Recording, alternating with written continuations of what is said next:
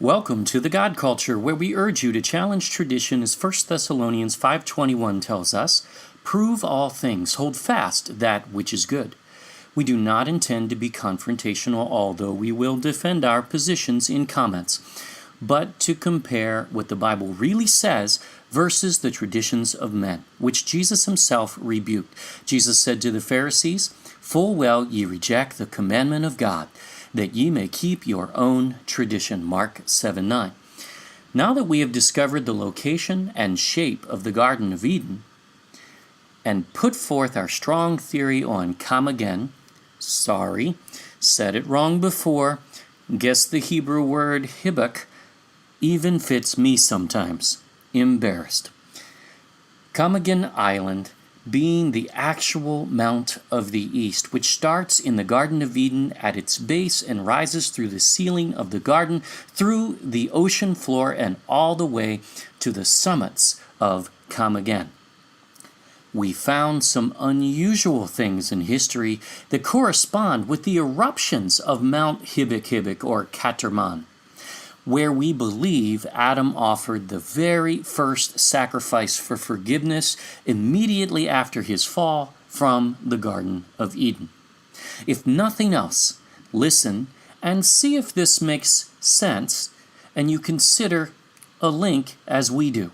In this video, we will explore these possible connections and attempt to interpret what they might mean. This is our interpretation, and we are still in the land of theory on this portion, though we have no question at all that the Garden of Eden is in fact located in the Philippines. For those who worry about politics or political correctness sensitivities, we're dealing with history here and historical events, so we warn you. This video will likely cross those boundaries as we ignore those constraints society attempts to place on limiting speech anyway, which is what political correctness was truly designed to do according to the communist writings which made it up in the first place anyway. We are just going to cover the truth as best we can, and all of us are still learning as we should be. This is really fascinating stuff, though, and we could not let it go because it is too much of a coincidence in our opinion. If you do not agree at the end, that is okay. We understand, and we love you anyway. First, we again received amazing input from our viewers who continue to research since the last video, and we want to share some of these findings with you because they are fascinating.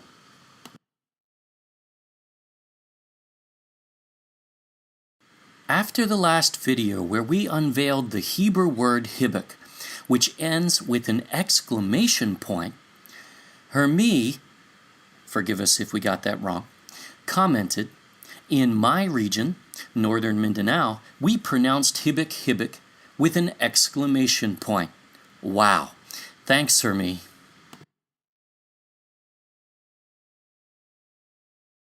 Now this is also very interesting. Jeannie says that as a warning to misbehaving children in Leyte from parents, Ipapatapan kita sa Mount Hibok. Sorry if I mispronounced. Ipapatatan means, again, probably said it wrong, put into exile.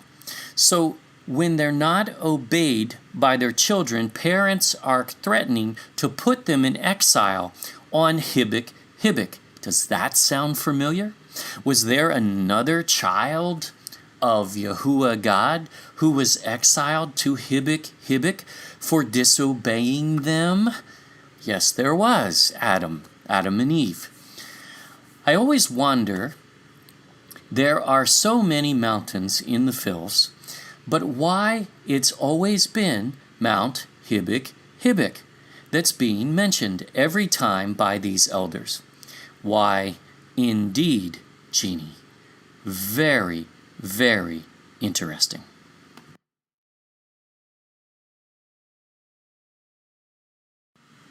And Giovanni is our eyewitness reporting live from Hibok.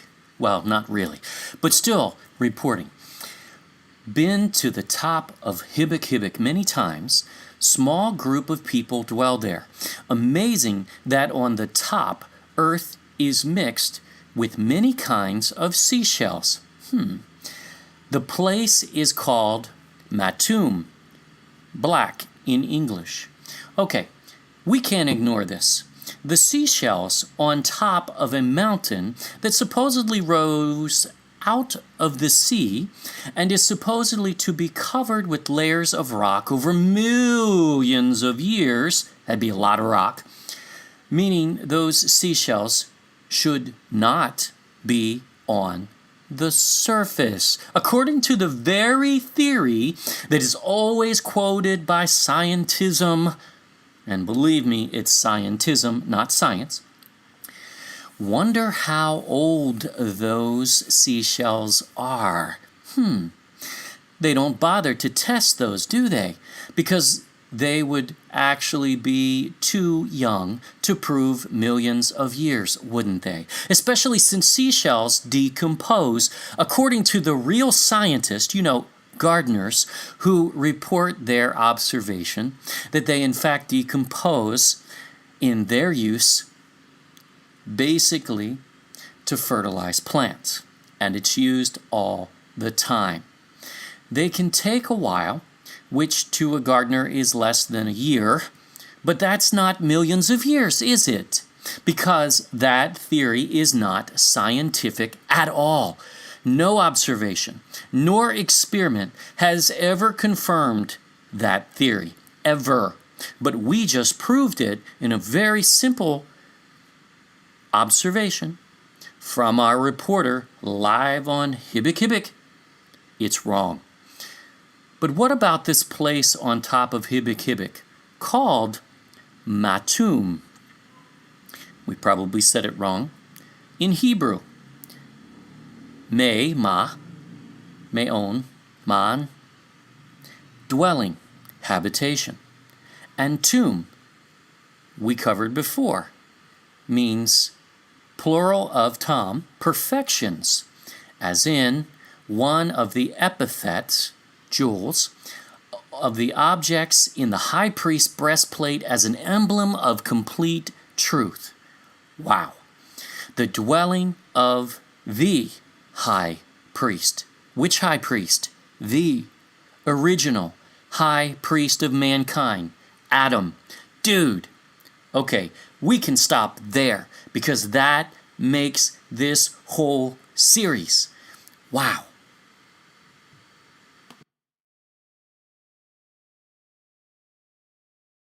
Our friend Butler R17, reporting from Israel, always offers a unique Hebrew perspective because he understands the language, probably better than all of us.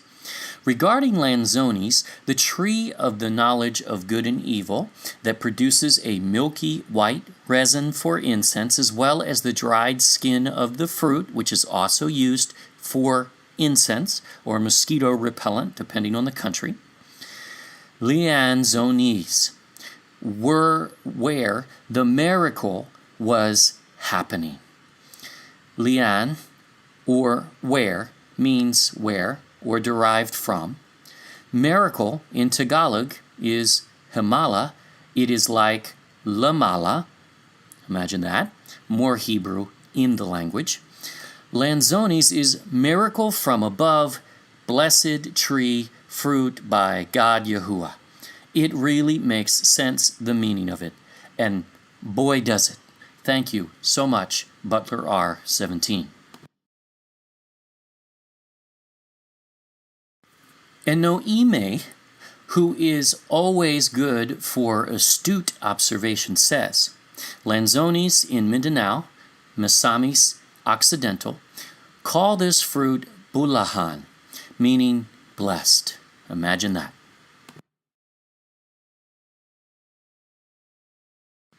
Then there is the Benham Rise, which has been right under our noses the whole time. EMT 144,000 observed.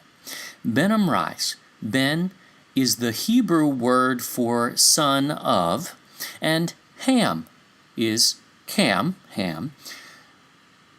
or Ham. We're not going there. Hot, warm. Noah's son who inherited the hot territories. So Ben-Ham likely identifies that on the other side of the Pison River, to the right of the land of the Garden of Eden, is in fact Ham's territory.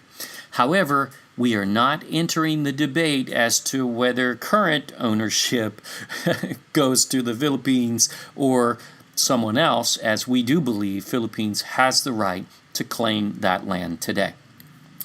By the way, if you are listening, Rosette DeLaCroix has a YouTube channel in which she has discussed that some mountains might actually be ancient giant trees. We don't know, but it certainly makes sense. What does the shape of the Benham Rise look like to you? Perhaps a tree stump? Well, maybe. We'll leave that for Rosette, but interesting indeed. We had a few emails from folks that had been hoping Mount Mayon was the Mount of the East. We actually believe this mountain is mentioned in Enoch. Remember, from part 7, we found the Hebrew meaning of Mayon is spring of water. And beyond those valleys in Enoch, Visayas heading north, I came towards the east. Mayon is in Bicol, to the northeast of those valleys of water, which is what we're talking about. And I saw another mountain on which there were trees, and there flowed out water. And there flowed out from it, as it were, a nectar, whose name is styrax and galbanum, two of the spices used in the temple, in the tabernacle, and used by Adam in his sacrifices, and Enoch in his sacrifices, both in and outside of the Garden of Eden. Check this out. So the mountain is named Spring of Water in Hebrew, and the area is also known for the pili tree, which has a resin similar to styrax and galbanum, as well as other spices, which produce resin for incense as well. Very interesting. We did have someone mention a mountain in southern Luzon also. We believe that actually erupts water as well, which is also very fascinating. We did find a little more on this mountain, Mount Mayon, which was one that stood out for sure. We found a reference in an occult writing that the word Adam derives from the Hebrew word meaning imagination, di mayon. Fascinating. But ultimately we ruled it out as the Mount of the East, as the proofs were really mounting up for Camagan. We also believe the Mount of the East is a stand-alone ancient mountain, or what we call today an island, not in Luzon, which also discounted the sacred Mount Banahao. We have reviewed a ton of information on that mountain, and it is significant for sure, but we do not find it to be the Mount of the East. We thought at first that actually Panay was going to be the Mount of the East. However, remember, we reviewed a passage in the Cave of Treasures that Adam and Eve were above the mountains of Eden. We believe those ancient mountains of Eden, again, the garden, not the North Pole, not the land of Eden, are the islands of Visayas, basically. They were all ancient mountains before, because the ocean floor was dry land, except for the rivers of Eden that ran through them before the flood in Adam's days. And They were all overlooking the Garden of Eden, which is why the whole region of Visayas was formerly known as Panay, meaning overlooking.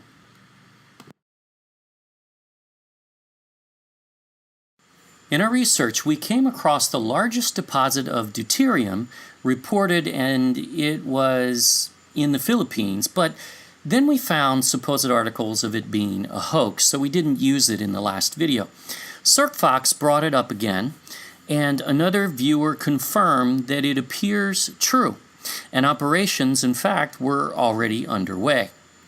That could be excellent news, as scientists believe deuterium, or heavy water, which is a renewable energy in just 24 hours, with no pollutants or harmful environmental effects, as the article states, this would set up the Philippines, if true, to be the wealthiest nation on Earth without even considering all of the other resources.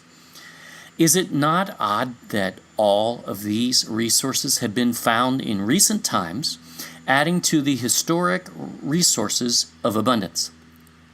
Even the discovery of Cebu cinnamon in the 80s, for instance. Is all of this entire series, one large chunk of speculation and maybes? We firmly believe not. Yes, we posit a theory from time to time, and we speculate sometimes, but all in all, we have ties so much fact together that the case would be very hard to disprove, which is why no one has. And just where is deuterium found? In the deepest trenches on Earth, which are found where? You mean the Pisan River? You got it. And speaking of the Pisan River,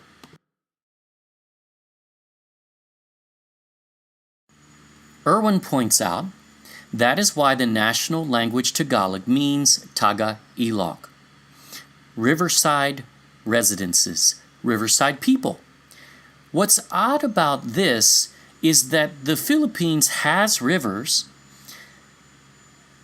but they're not significant compared to the ocean. Why not people of the ocean? Because this is a surviving understanding from ancient times, when ancient Havila was, and still is, surrounded by the Pisan River, where there is gold, and the gold of that land is good, and there's bdellium, pearl, and the onyx stone. That's why. And Irwin is right. And the funny thing is, those resources of deuterium, the deposits we just mentioned in the last slide, are found in that very river, where the hydrothermal vents still operate in the bottom of the ocean floor, only in the river from Eden and its extending tributaries throughout the earth. Isn't it funny?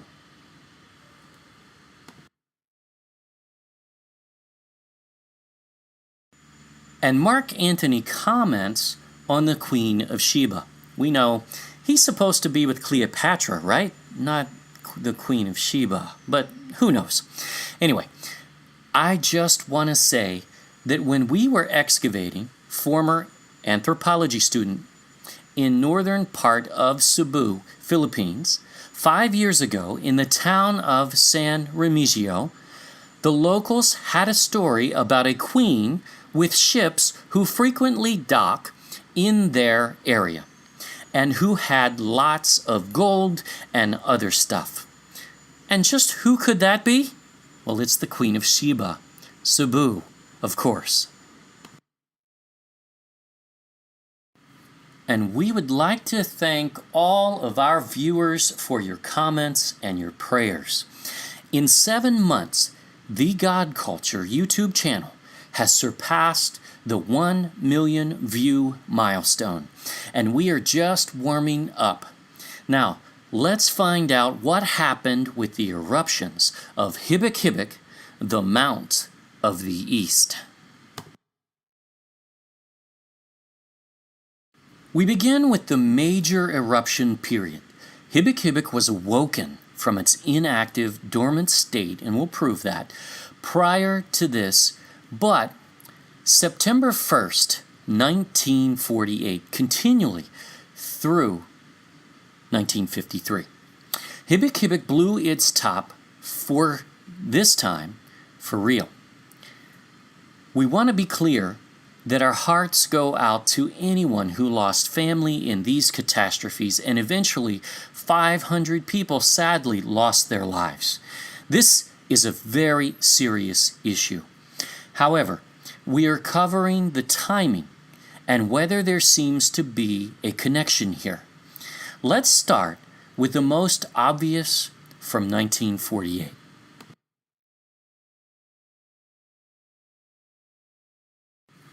On May 14, 1948, 5 months before, admittedly, David Ben-Gurion, the head of the Jewish Agency, proclaimed the establishment of the State of Israel.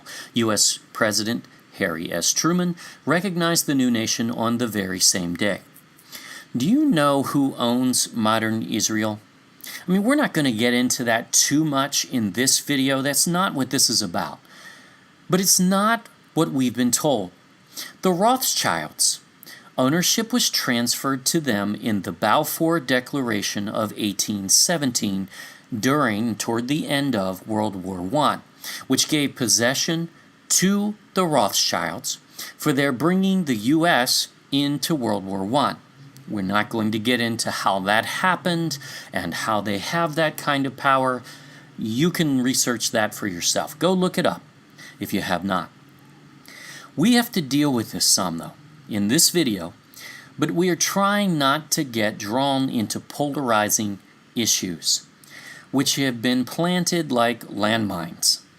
As much as they would like to think themselves as gods and the actual bloodline of Jesus, yes, the Da Vinci Code is about them, the Rothschilds, in their own words, and that proof is all out there. They have no right to that land.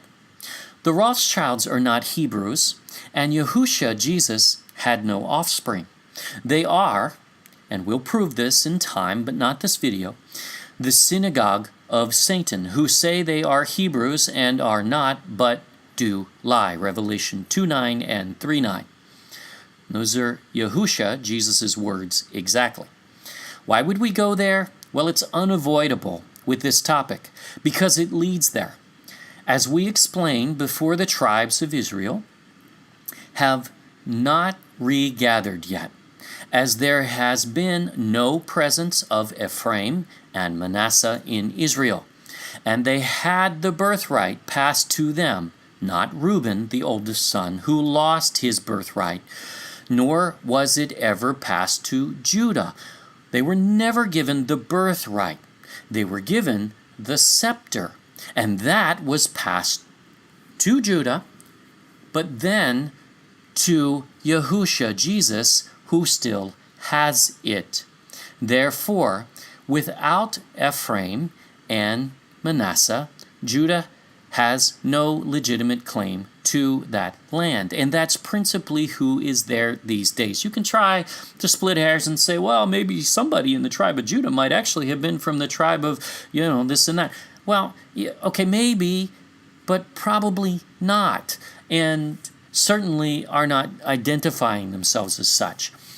No proof has ever come forward to prove that claim at all. And it should have been vetted fully by the world community before it ever happened. Now, you may not agree with that, but we will prove that out over time. But this is over 4 months before the eruption of Hibok on September 1st, right? How could there be a tie here? Oh, there is.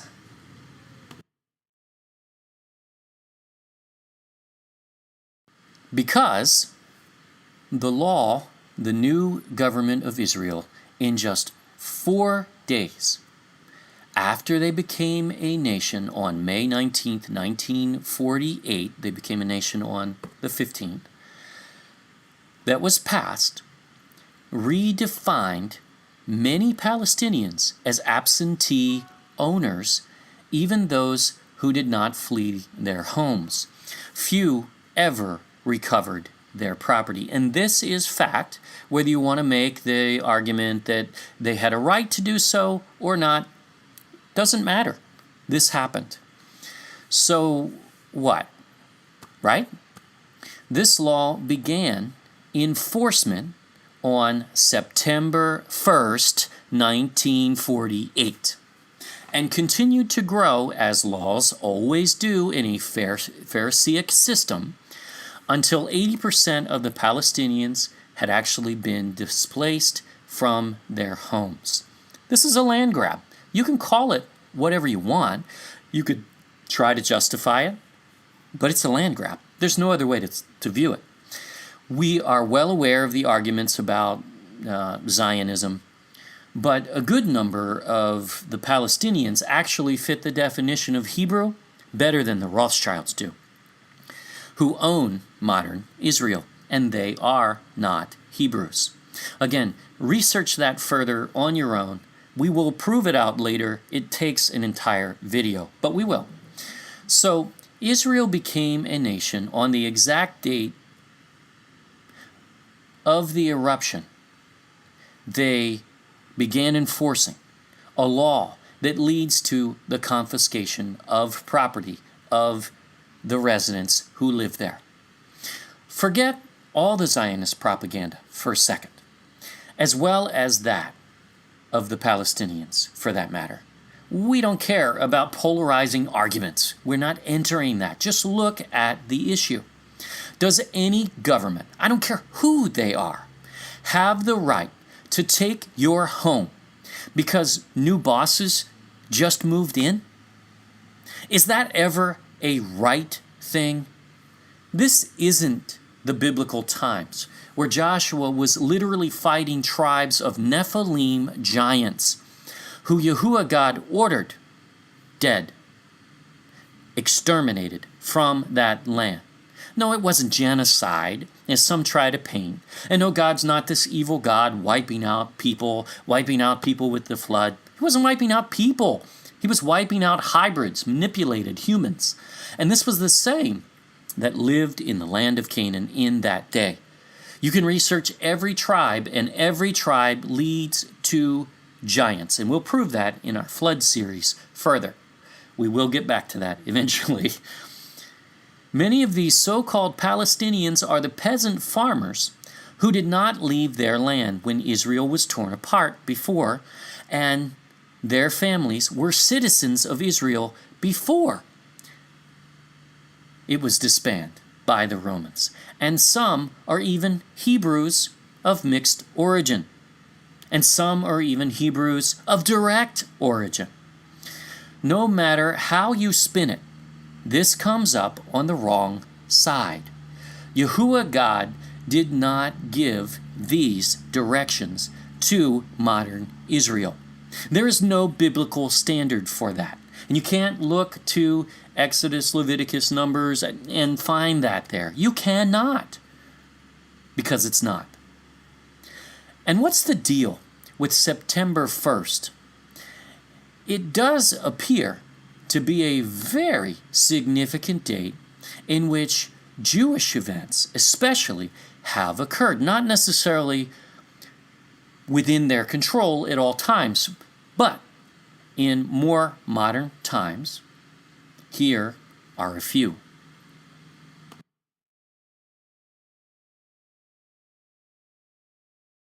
So we're going to quickly rattle off some dates and events here, all happening on September 1st specifically. In 1267, Rabbi Moses ben Nachman establishes a Jewish community in Jerusalem. 1614, Vincent Fetmich expels Jews from Frankfurt on Main in Germany. In 1739, 35 Jews were sentenced to life in prison in Lisbon, Portugal. The reason? Treason. In 1799, Bank of Manhattan Company opens in New York City. It's the forerunner to Chase Manhattan, which the Rockefellers, who are also the ones who funded the museum in Israel, as well as they are, in fact, Jews, that slowed down the Dead Sea Scrolls from being released and sold some into private collections out of public view, who was initially still funded by the Rothschilds. In 1836, reconstruction begins of the synagogue of Rabbi Judah Hasid in Jerusalem. 1859, first Pullman sleeping car in service. Pullman was an Ashkenazi Jew. 1859, R.C. Carrington and R. Hodgson, also Ashkenazi Jews, make the first observation of solar flares.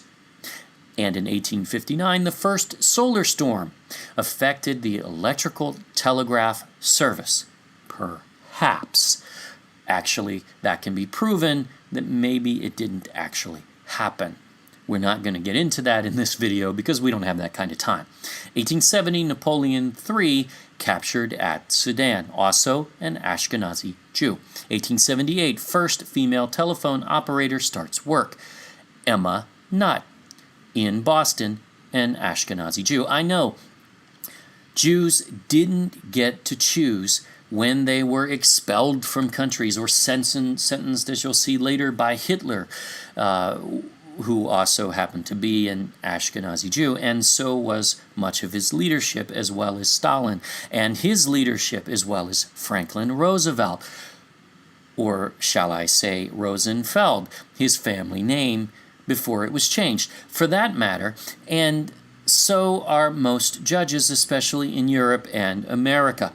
We have found that dates matter to the Kabbalist. It's not about Jews, even Ashkenazi Jews. It's about Kabbalists. This is a sect of Judaism, and they aren't really Jews. They aren't really serving that religion, nor are they serving Yahuwah God in any way. They are the opposite. But they are the ones who run the show. And that is well proven by many out there. And we'll get to that eventually, but we're not trying to get into things that are called conspiracy theory. They pick their dates based on their religion, Kabbalah.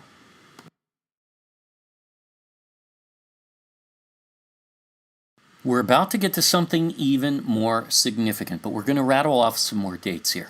1901, construction begins on the New York Stock Exchange, mostly Ashkenazi Jewish trade, but Kabbalist specifically. 1913, George Bernard Shaw, an outspoken communist Jew Kabbalist, premieres in London. 1913, the Second Chinese Revolution begins on September 1st. These are all September 1st. Is that a coincidence? And is there a tie? We'll show you there is. 1930, the disappearance of Supreme Court Justice Joseph Crater. That's another one that, in fact, is tied to Judaism. Again, Kabbalah, not regular Judaism.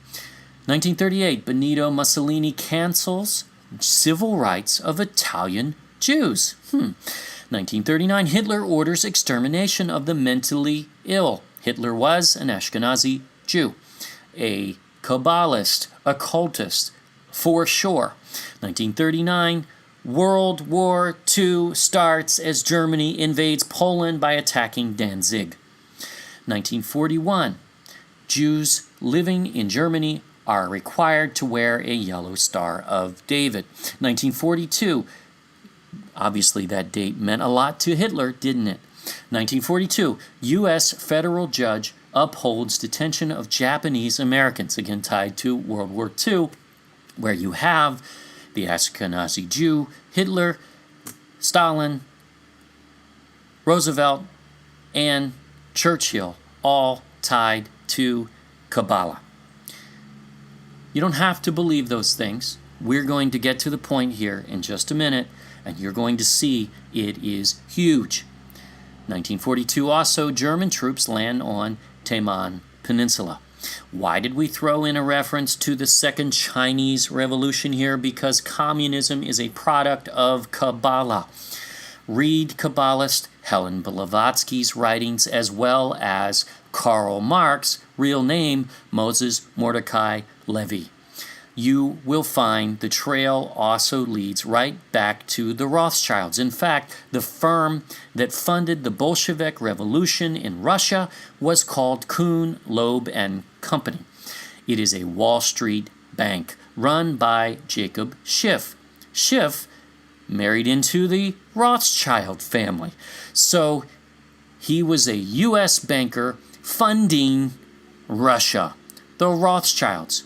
You mean the Cold War? Exactly. It was all a ruse to make money on war and bring about a one world system, which the Bible describes the beast rising from. So, the U.S. is linked to Russia, as the revolution was led by Kabbalist Jews from Brooklyn, New York. Not just the guy who funded it, not just Stalin, who also came from Brooklyn. Wow!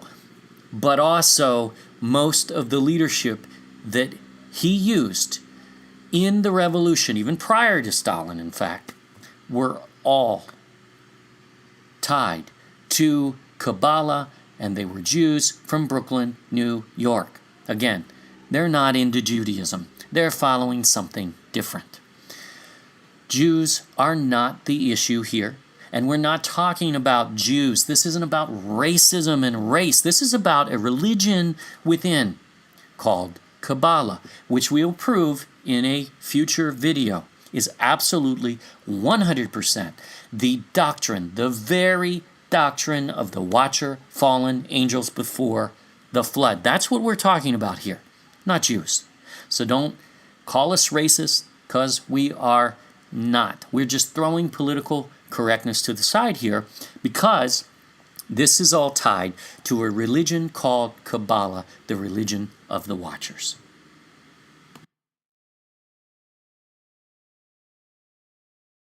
One more slide and we're going to get to the point here. 1943, Chiang Kai-shek again becomes chairman of the nationalist government of China, funded by Roosevelt. Go look it up. He even funded their Air Force according to the China Mirage, a wonderful book that I encourage everyone to read because it lays out that era very, very well. And it's not from a conspiracy theorist. It's from the son of the editor of the New York Times. He is not a right-wing conspiracist or any of those things, and he's just covering history, and he does it very well. He doesn't reach all the conclusions we do, but he covers it very well. It's worth a watch. 1945, VJ Day, formal surrender of Japan aboard the USS Missouri marks the end of World War II. U.S. date, the Japan date, September 2nd. U.S. used September 1st. Why? Well, because it matches their religion. 1946, Greece votes for monarchy. 1950, 13 North Korean divisions open assault on UN lines. The beginning of the Korean War. 1951, Prime Minister Ben-Gurion in Israel establishes the Israeli Secret Service Mossad, and there are many reports out there on what Mossad has done. It has not been a good thing. 1955, 2 Egyptian fighters were shot down over Israel. Why September 1st? A significant date indeed.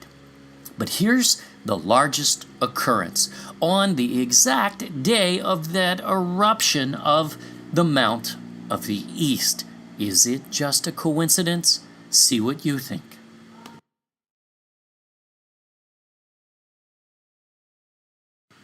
Communist form, North China People's Republic, September 1st, 1948, the exact day of the eruption. What does that mean? This is the official institution of communism that would lead to the largest extermination of human beings mankind has ever known. Estimates are that 60 to 80 million and more were murdered by Mao's government directly and indirectly in less than 10 years. That's one country, and it had more casualties than World War II, but its own citizens. Who were they wiping out? Well, likely areas where Joktan's relatives lived. How could that be? Remember the videos we produced for September 23rd, which we are now expanding into a series, and that will be coming out soon. It'll take us a little while still, but we will get there. If the Philippines is the woman, in dual symbolism, we never said that it wasn't taking place in heaven at first. It was. That didn't take place perhaps even in the sky. Perhaps. We're talking about dual symbolism, that the Philippines represents the woman back down on earth, where the whole scenario plays out, and the red dragon pursues the woman there. Then John, in his vision, is standing on the sandy shores of that land that protects the woman. Perhaps the Philippines. We believe so. We still believe that. We haven't changed any of our thinking there. We're just pursuing, developing it further, and proving it out. And you'll see that soon. And he sees the beast rise out of the sea. Which sea? Well, it doesn't say, but what sea is right before the Philippines, which has a significant country next to it that fits the representation in dual symbolism here? Well, the South China Sea. And who is the enemy who pursues the woman? The great red dragon, right?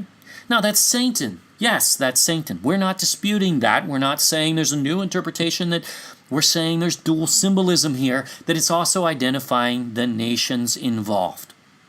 If the Philippines is the woman, then the great red dragon in terms of countries would be obvious, because China has been known as the red dragon since ancient times, and it is the largest country in the world. Thus, great. That fits as well. Great red dragon. We are working on that series, and we will go into further detail, so don't hit us with anything there, because we're going to prove that out completely. Give us time. But Hibok did not stop with that eruption. But is that not significant? Could that not be a direct tie? We believe so.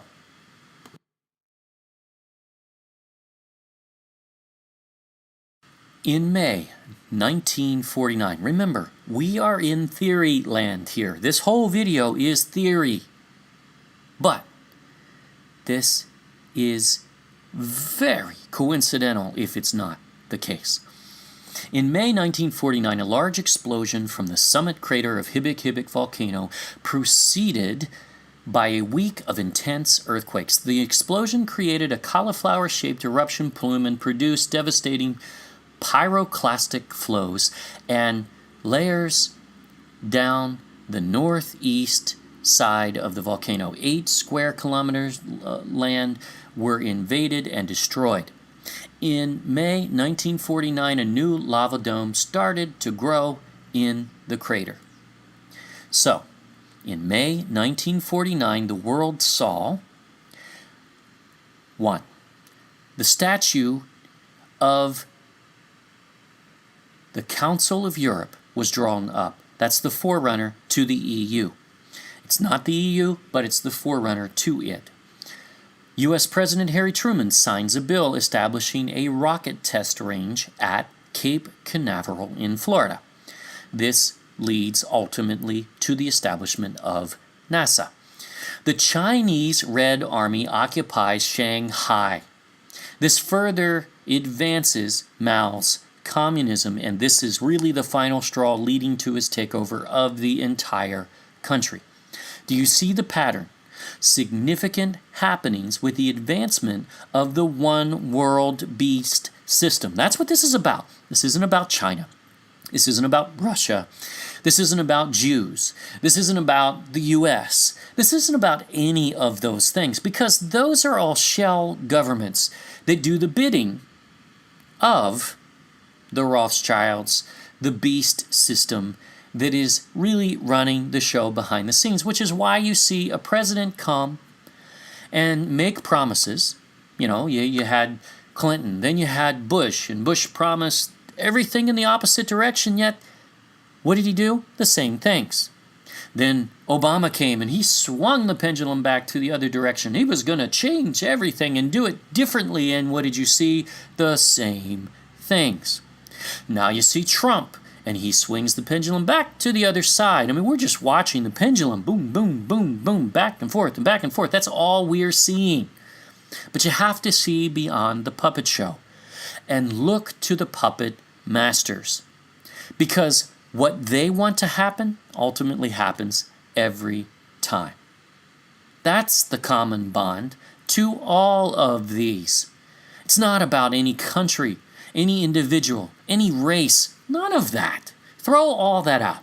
That's all political correctness, doublespeak, which is all contrived to specifically limit our speech so we can't even talk about these issues.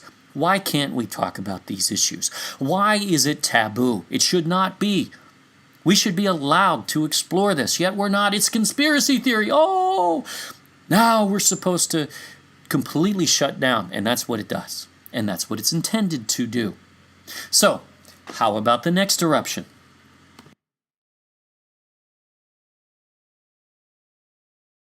December 4th, 1951, superheated gases rolled down Mount Caterman, Philippines. See, they called it Caterman internationally, not Hibok.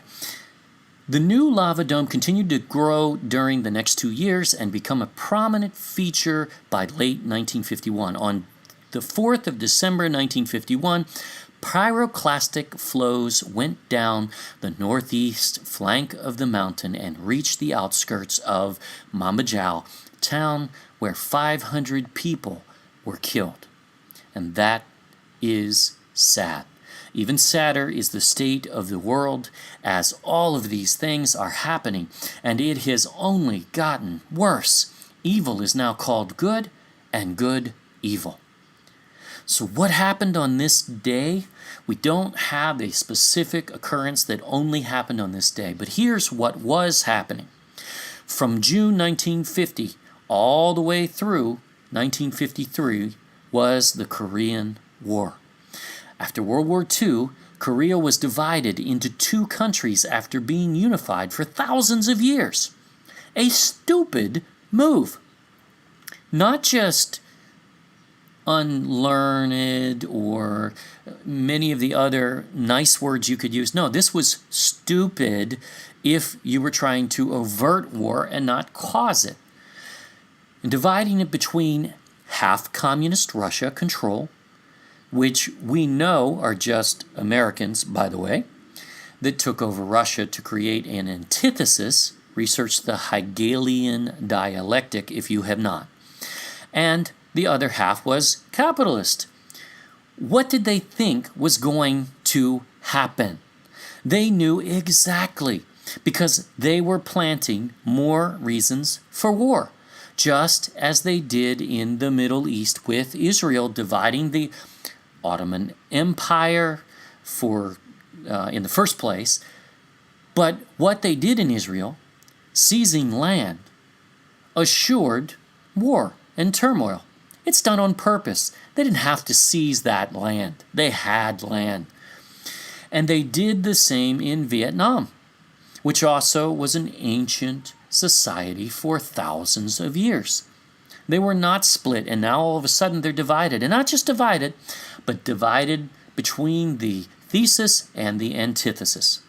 We recommend a well-written book, as we said before, which details this Asian history during this period, called The China Mirage.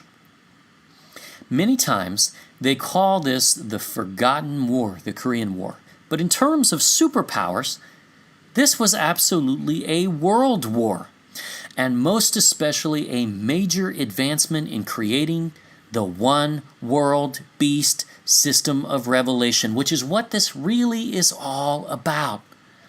And no, this should never be forgotten.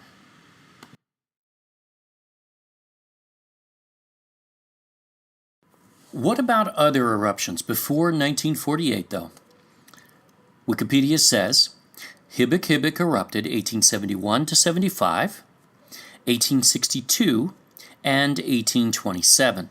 So we researched this further to confirm when it erupted and when it didn't. This from the Assistant Director of the Philippines Weather Bureau in 1904. So he was the most qualified expert, not Wikipedia, and he was close to the period, meaning it was all fresh on people's minds at that point. So he's going to give the most accurate perspective. It is also reported that at Caterman, Mambajao, and other towns, confused rumbling sounds and detonations were at times heard, which were usually referred to some of the neighboring volcanoes of Mindanao. So it was other volcanoes, not these. Thus, all reports of this volcano, Caterman Hibok, previous to the year 1871 are vague and uncertain, though there can be no doubt that in the past ages, ancient times, perhaps, if that part's even true. They always assume all volcanoes erupted in past ages. They can't prove that in most cases. It must have been one of the most active and powerful volcanoes in the archipelago. Yeah, maybe. We don't necessarily buy that, but that's okay.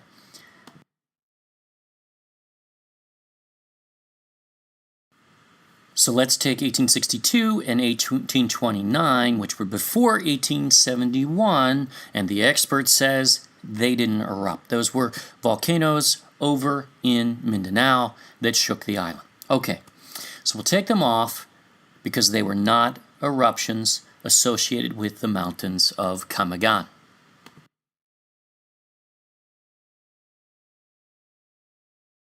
So let's look at 1871. On April 30th, 1871, Hibok erupted for 7 days and died down. So it was not severe like 1948 through 1953, but this is significant because this is the moment that the mountain woke up from its slumber. We know he speculated it erupted in ancient times, as they always do with volcanoes, kind of like Yellowstone, which is a supervolcano that erupted other times, but they don't actually have any proof of that whatsoever. Now, March 18th through May 28th, during this period of the eruption, the very first communist proletariat dictatorship was formed, called the Paris Commune in France. It was a radical socialist and revolutionary government that ruled Paris during that time. Following the defeat of Emperor Napoleon III, which we mentioned before happened on September 1st, imagine that, and the French Second Empire swiftly collapsed at that point. They came in, filled the vacuum, and the communists took over France during that period, the very first communist proletariat. So, here's communism advancing. The beast system advancing. The form of government designed by Moses Mordecai Levy himself. Who's that? Oh, you haven't heard that name. That's Karl Marx. That's his real name before he changed his name. Now, what's next? Because that's not it. 1870 to 1871 was the Franco-Prussian War. What was that? Well, it's easy. It set up the same powers. It set up World War I. It's the precursor. It's the beginning of World War I. The same players in this war will be the same in World War I. Yes, others are added. Others join sides. But still, it doesn't change the fact that is the case. Just 40 years before, really, World War I already began. Now, 1872-73 was the Modoc War, Native American Modoc people versus the U.S. This is small, but still significant because it is advancing. It's wiping out natives who very well may identify as lost tribes of Israel. We don't know that, but they could. We don't know that it's not. 1873 to 1879, the Panic of 1873. This triggered the Depression in Europe and North America. A stock market crash is an economic takeover and advancement of one world government. It is the fuel for these wars and governments and takeovers. It is a transfer of wealth from regular people to the elite Rothschilds and friends. This crash led, ultimately, the repeat of it, to the Great Depression, as well if you track the tactics especially. But what about on the religious side? We get a lot of email questions about this. So we're going to deal with it in this video, since we're dealing with other hot buttons, perhaps. If they are not in the Bible, and they are not, just where did the Mary doctrine and the doctrine of infallibility of the Pope originate? Calm down, Catholics. We are just offering the truth here. If you don't want to hear it, skip this next one slide, because we only deal with this in one slide and then we move on. We don't mention it again. But this information is fascinating.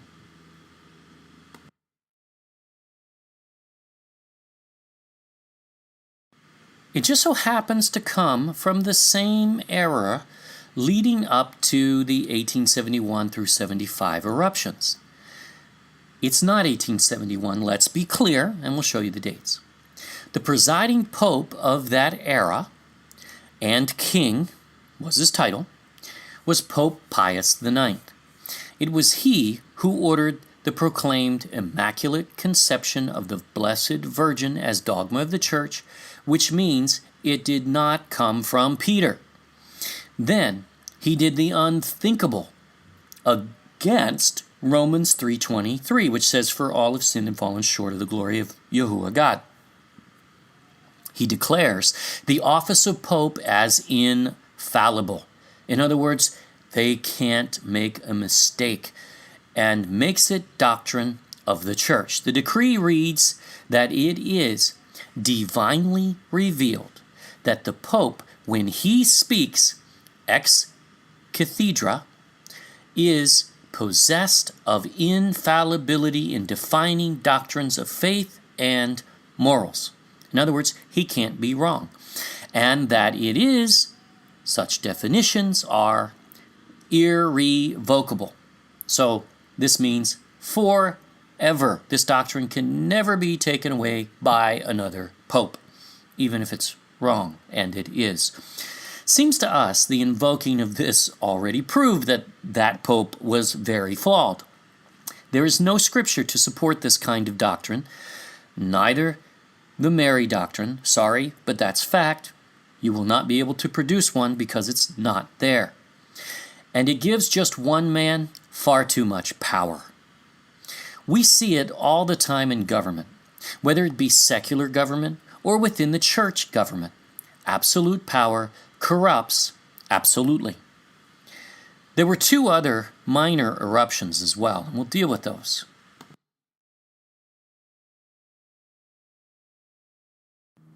June 1897 to March 1898, Hibok erupted again. Again, minor in comparison to 1948, but nevertheless, here are some events that coincided. June 12th, possibly the most severe quake in history, strikes Assam, India. Imagine that.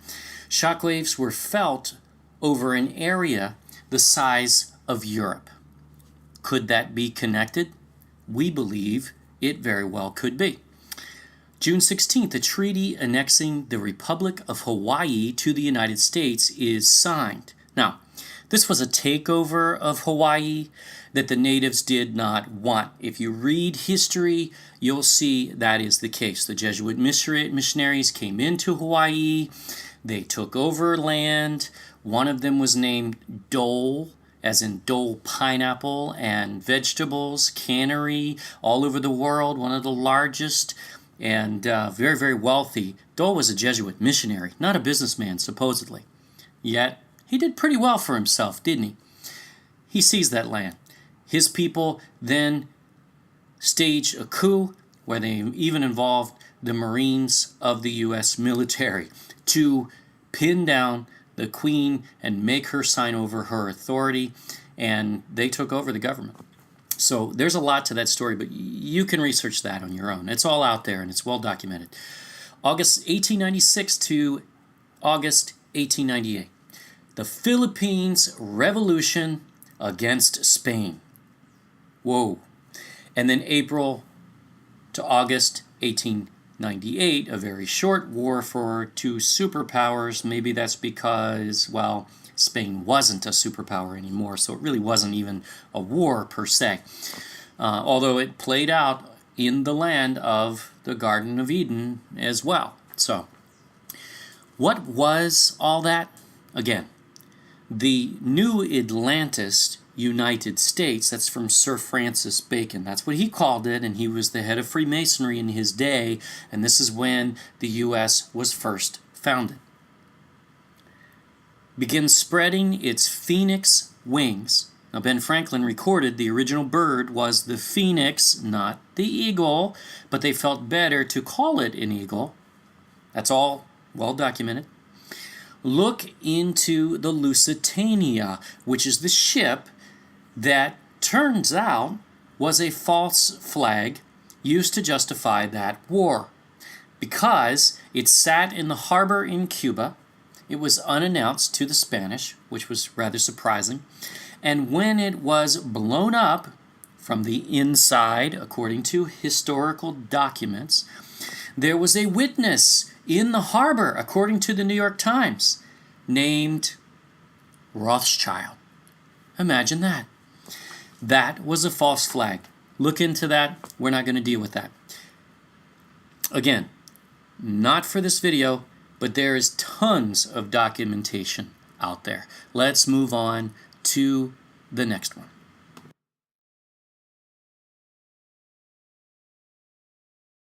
Then there's July 26, 1902. Again, another minor eruption, according to the meteorologist. February 4th, 1899 through July 4th, 1902 was the Philippine-American War, and actually fighting continued until 1913 for another 11 years beyond that.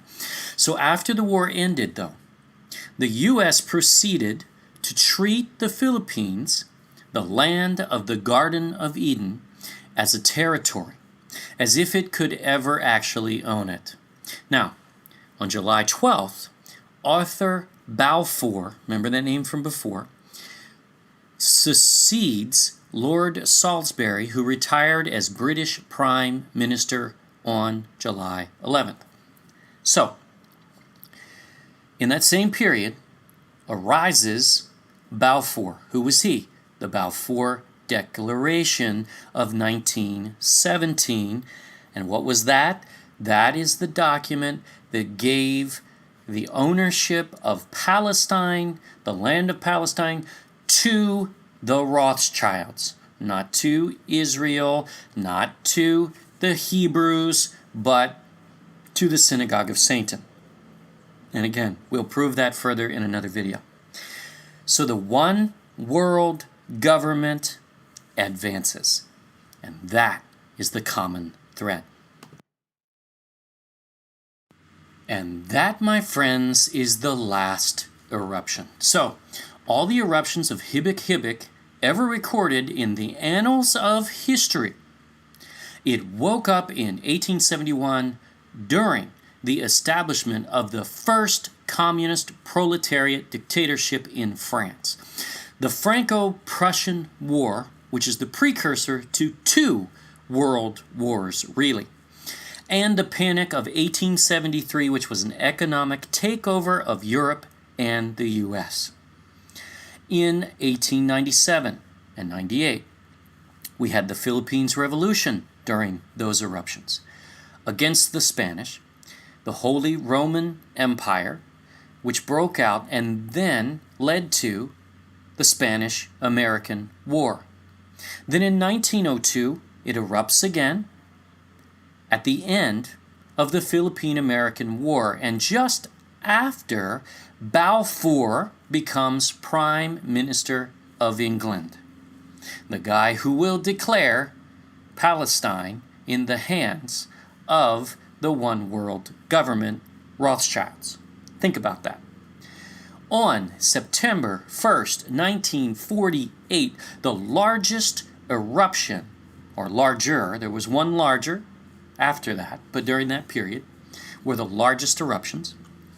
And on that exact day that Israel enforces Palestinians out of their homes in mass, on that exact day, also, communists form the North China People's Republic, Mao's organization, which would take over China during this period of eruptions and kill more people than any government, than any war in all of history.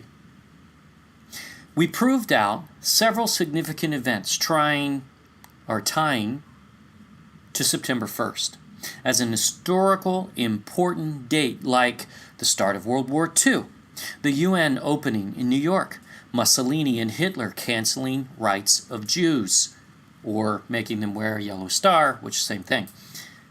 Construction began of the New York Stock Exchange. Chase Manhattan is formed. The solar superstorm, did it actually happen, one must wonder? We won't go there this video. Check it out. Japan surrenders in World War II. The Korean War begins. Israel's Mossad was formed. And Egyptian fighters were shot down, etc. Then, in May 1949, the forerunner of the EU is formed. The beginnings of NASA, and Mao takes Shanghai for the first time, leading to the rest of China shortly after. But these are all coincidences. Don't read into and connect any of this, because things in history just occur in a vacuum. They're never connected, never. That is how they teach us, isn't it? No, history is very connected, and we must see it so we are not deceived. To think that China and Russia, which were founded startups funded by the Rothschilds and their agents, are no longer under Rothschild control is just ignorant. We must open our eyes and see what the Bible is telling us.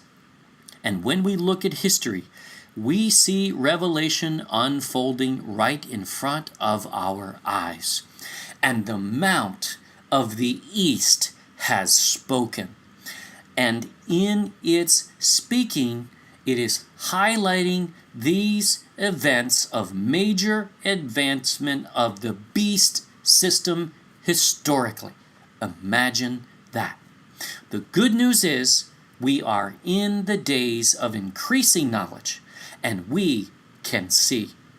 Thank you for watching our Solomon's Gold series. Please share this video with others and subscribe to our YouTube channel and view our website at thegodculture.com. If you subscribe and you are not getting notified by YouTube, as it seems most do, but have heard from a few who are not, please email us at thegodculture@gmail.com and we will notify you ourselves. Also remember to prove all things for yourself. Yahuwah, God bless.